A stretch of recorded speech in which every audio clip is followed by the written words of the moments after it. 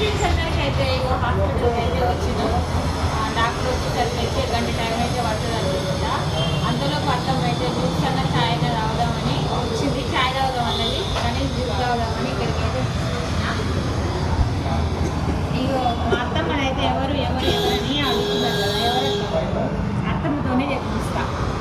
నువ్వు నా కోడలు, మీ కోడల్ని ఇంకో మా పెద్ద అత్తమ్మ అన్నట్టు.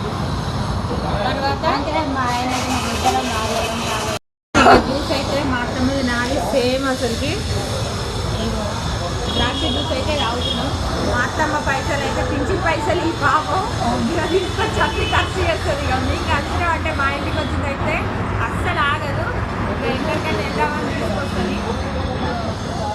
మా అత్తమ్మ వచ్చిందంటే మాకైతే పండగ. ఇక మీకంటే ఎక్కువ నన్ను ఎవరు లేరు.